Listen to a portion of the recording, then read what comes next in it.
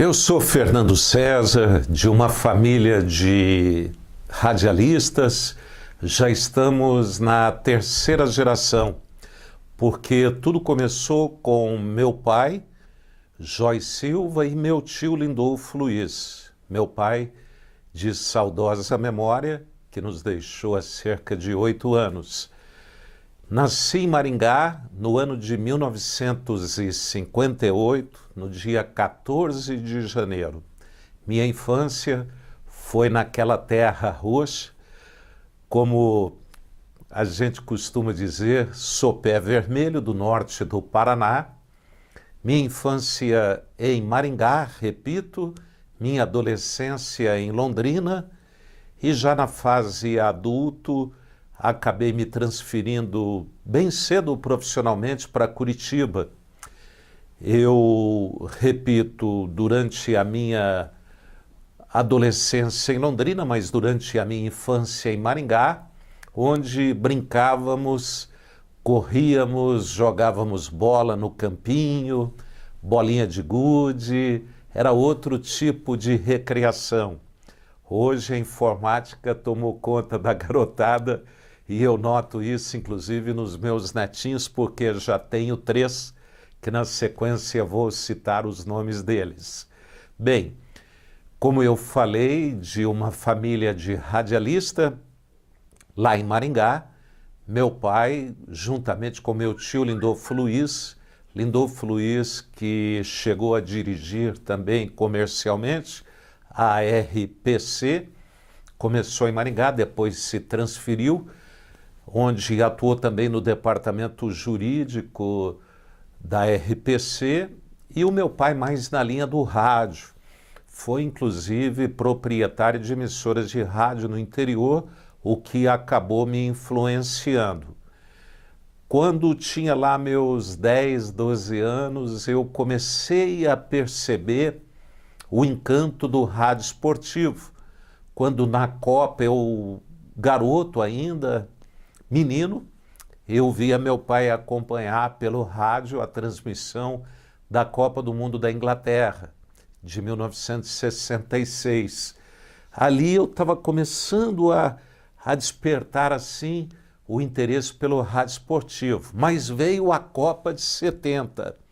Em 70, eu já com os meus 12 anos de idade, e a televisão inaugurando uma transmissão de futebol, né, ao vivo, para o Brasil, mesmo que em preto e branco, como acompanhamos lá em Maringá, e aquela seleção que, para mim, claro, quem pôde vivenciar a seleção de 58, amigos meus, eu cito inclusive aqui com quem trabalhei alguns anos, o Barcímio Sicupira, ele dizia que, e a gente tem que acreditar, não apenas ele, mas outros também, que a seleção de 58 foi a melhor de todos os tempos. Ali surgiu inclusive Pelé, cabelinho raspado, servindo o exército, mas esse mesmo Pelé me encantou, e aí sim eu pude acompanhar naquela Copa do México de 1970. Eu estou falando em futebol porque foram mais de 30 anos transmitindo partidas de futebol por emissoras de rádio aqui no estado do Paraná. Bem, aí aquilo acabou me influenciando, e pouco tempo depois, ali em 71, um ano depois daquela Copa, meu pai era gerente da emissora radiodifusora de Maringá, e o sonho dele era um dia adquirir, ser proprietário de uma emissora de rádio. Ele tinha um sítiozinho ali perto de Campo Mourão, no município de Iretama, vendeu o sítiozinho, juntou um dinheirinho, fez um financiamento e conseguiu adquirir a sua primeira emissora de rádio, que foi a Radiodifusora de Cruzeiro do Oeste. E aí a influência começou a bater, e eu vou explicar. Cruzeiro do Oeste, uma cidade pequenininha, lá no oeste do Paraná, fica a 34 quilômetros de Umuarama. naquele mesmo período, quando meu pai adquiriu uma emissora de rádio, os pais do grande locutor Osmar Santos, que depois se acidentou, seu Romeu, já falecido, dona Clarice, eles também se transferiam de Marília para Cruzeiro do Oeste, atendendo inclusive influência dos tios do Osmar, dos irmãos do seu Romeu, pai do Osmar, que possuíam terras, sítios ali na região de Cruzeiro do Oeste. O Osmar se mudou para lá. E o irmão, um dos mais jovens irmãos do Osmar, o penúltimo, Oscar Ulisses, hoje narrador da Rádio Globo de São Paulo, me influenciou bastante porque éramos amigos. A diferença nossa de idade é de apenas 6 meses, estudávamos no mesmo colégio, na mesma classe, e aí um determinado dia o Oscar falou: puxa, Fernando, ele já influenciado pelo Osmar, que estava em São Paulo na Rádio Jovem Pan. Ele falou: puxa, Fernando, o seu pai é dono da rádio, aí será que ele não deixaria a gente trabalhar na radiodifusora aí de Cruzeiro do Oeste? Eu falei: eu vou falar com meu pai.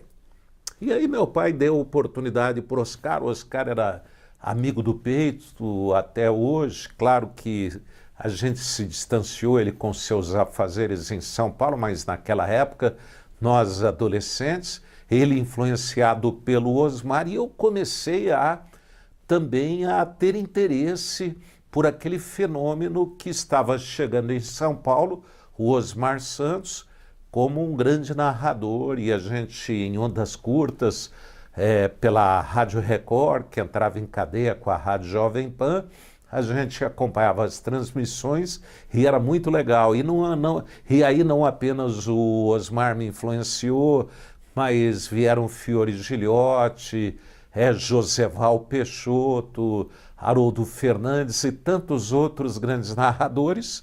E claro, a gente ligado, a influência do meu pai, radialista, proprietário de rádio. Depois meu pai teve a oportunidade de adquirir uma emissora de rádio em Londrina, a Rádio Clube de Londrina. Nos transferimos para lá, Oscar também foi junto, e ali a gente começou a dar os primeiros passos, transmitindo partidas de futebol. Primeiro como repórter, depois o sonho de ser narrador. O futebol de salão em Londrina era muito forte, também muito praticado. Londrina, naquela década de 70, tinha grandes equipes de futebol de salão, como o Cacique, depois o time da Florença, o Canadá, que era um clube lá em Londrina também. Tinha grandes times de futebol de salão e nós transmitimos também futebol de salão, e depois o futebol de campo veio ao natural.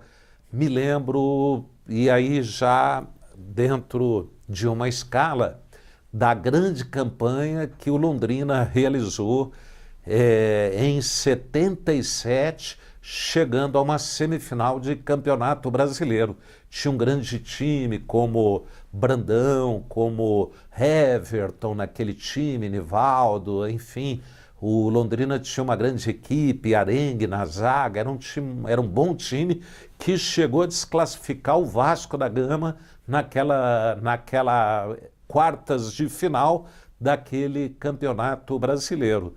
Me lembro, inclusive, muitas influências assim me levaram para o futebol. Londrina teve uma boa fase, e em 76 ele estava numa boa fase como time de futebol, e em 76 veio, ou 75, nós tivemos o lançamento daquele filme Tubarão. E aí o Tubarão, enfim, acabou a torcida adotando o Tubarão como o mascote da equipe do Londrina. Depois, 77, 78, o Londrina com aquela grande campanha. Para os menos avisados, me lembro o Londrina desclassificando outro grande jogador, Carlos Alberto Garcia, carinhosamente tratado pela torcida como Beijinho, porque ele comemorava os gols, mandando beijo para a torcida. E ele, o Carlos Alberto Garcia, foi muito feliz e ajudou Londrina naquela decisão que aconteceu em São Januário. Para os menos avisados, São Januário tem lá o maior público, recorde de público do estádio de São Januário do Vasco da Gama, pertence àquele jogo do Vasco contra o Londrina, e que o Londrina ganhou do Vasco da Gama numa superlotação. O presidente do Londrina era o Carlos Antônio Frankello, e que agitou demais naquela jornada esportiva, e o Londrina depois, na sequência, iria enfrentar a equipe do Atlético Mineiro na semifinal, Londrina chegando entre os 4 melhores do Brasil, com grande time. Tudo aquilo me influenciou, aí eu falei, não é isso que eu quero ser narrador de futebol.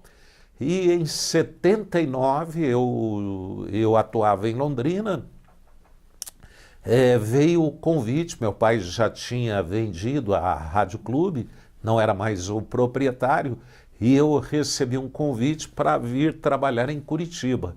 Foi quando eu me transferi em 79, vim trabalhar na Rádio Capital, fiquei ali durante 1 ano e meio, mais ou menos, quando veio o convite, aliás, 2 anos, quando veio o convite em 81, para me transferir para a Rádio Independência, que é a rádio que mais tempo eu trabalhei. Foram 17 anos trabalhando ali, sob a batuta, o comando desse grande diretor, Gilberto Fontoura, que foi quem me contratou. Tive uma rápida saída atendendo outro convite da Rádio Independência em 84, quando eu me transferi para a Rádio Atalaia. E coincidiu 1 ano depois, em 85, aquela brilhante campanha do Coritiba, tornando-se campeão brasileiro contra o Bangu no Maracanã. E eu tive assim a emoção de poder acompanhar aquela grande final, aquela grande campanha do Coritiba, lotando praticamente o Maracanã com mais de 90 mil torcedores presentes, culminando com o título conquistado numa madrugada de 31 de julho para agosto, né, quando, depois de tempo normal, prorrogação, o Coritiba se saiu vitorioso nas cobranças de pênaltis contra a equipe do Bangu, depois de um empate no tempo normal. Então é isso, a minha trajetória, e ali eu fiquei na Rádio Independência até quando a Rádio Independência foi vendida para um grupo também de empresários ligados à comunicação, entre eles, me lembro, Luiz Mussi, foi um dos proprietários naquela venda, do Leonardo Petrelli, que era o proprietário, família Petrelli, da Rádio Independência. Isso foi em 1999, quando em 2000 fiquei pouco tempo ainda ali, sob o comando de nova diretoria, veio o convite da Rádio Banda B, comandada pelo Luiz Carlos Martins, com quem eu já tinha trabalhado na própria Rádio Independência durante um bom período, e na Rádio Banda B eu trabalhei mais uns 13 anos até me aposentar em dezembro de 2012.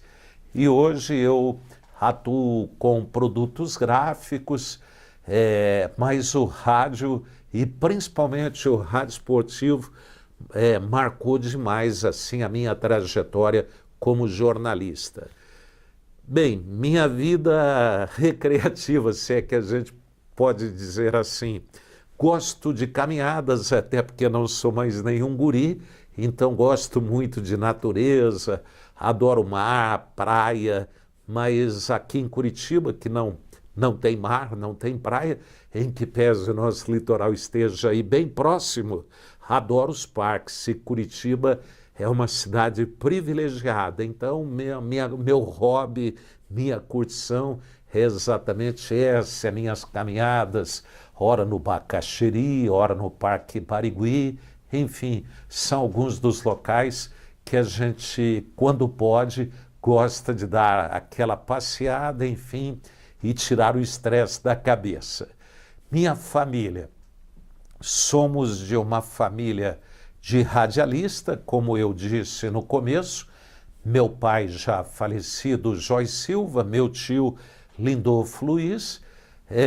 Depois a gente acabou seguindo aí a trajetória do pai e do tio e já estamos na terceira geração, porque tem um filho que é formado em Direito e que também é jornalista esportivo, é narrador, que é o César Júnior. Até pouco tempo ele vinha narrando jogos de futebol pela rádio CBN. Meu filho do meio, Tiago Silva, pai dos meus netinhos, Laurinha e do Emanuel, ele é jornalista, repórter da RIC, aqui da Rede Record, no estado do Paraná. E o meu caçula, o Bruno Henrique, pai do meu netinho Pedrinho, o Pedro Brum Silva. O Bruno Henrique, ele é jornalista também e repórter da Band, da Rede Bandeirantes aqui no estado do Paraná. Essa é minha família, sou casado com a Solange, minha mãe, Dona Dora, graças a Deus ainda viva, e a gente curte muito os finais de semana, a família, que não tem nada melhor do que família, só podia ser uma invenção de Deus. Bem, gente, vários fatos como narrador esportivo marcaram a minha carreira, mas de um modo especial, a conquista do Curitiba em 1985 no Maracanã. Por que de um modo especial? Porque até então foi o primeiro título conquistado por uma equipe do estado do Paraná. Eu, como paranaense e como fã das coisas do meu estado, me emocionei também naquela noite de 31 de julho, passando para agosto, quando o Curitiba, nos pênaltis, depois de empatar com a equipe do Bangu no tempo normal, levantou o troféu de campeão brasileiro.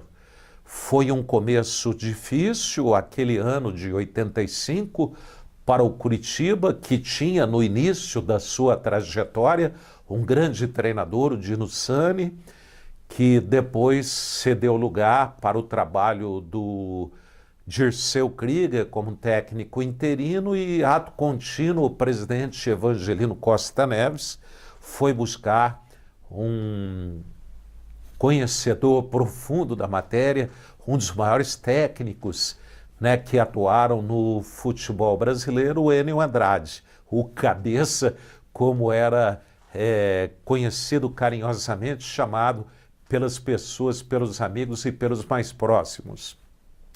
Me lembro bem, vamos já partindo, o Curitiba, que teve uma caminhada difícil, e quando chegou num jogo de memória incrível, aquela vitória contra o Santos Futebol Clube no Curitiba, a partir daquele momento a gente acreditou que o Curitiba poderia ir mais longe. E veio através de uma atuação fenomenal também, já na semifinal, quando passou pela equipe do Atlético Mineiro, principalmente aquele jogo que antecedeu a final com o Bangu, lá no Rio de Janeiro, no Maracanã, uma jornada de um Mineirão lotado, o Mineirão ele balançava literalmente pela quantidade de torcedores lotando o Mineirão, e uma atuação espetacular do Rafael, que num dos lances conseguiu evitar um gol da equipe do Atlético Mineiro, segurando a bola praticamente na risca do gol. Depois o Curitiba se credenciou a decidir o título com a equipe do Bangu, que tinha também um timaço como Ado, como Marinho, mas que depois de ser surpreendido no tempo normal, o Curitiba empataria o jogo com um golaço, um chutaço do Índio, lá do meio da avenida, cobrando uma falta, mandando a bola no ângulo, indefensável para o goleiro do Bangu, e ali a gente sentia a personalidade do Curitiba dentro de campo. Empate no tempo normal, os pênaltis, um grande aproveitamento tiveram todos os jogadores, os batedores, até que numa infelicidade do Ado, ele que foi um jogador tão importante, né, para a equipe do Bangu, acabou desperdiçando, chutando a bola para fora, e o Gomes, o zagueiro experiente do Curitiba, que já tinha um título na sua carreira como zagueiro da equipe do Guarani, ele teve a tranquilidade suficiente de ajeitar a bola na cal e mandar para o barbante.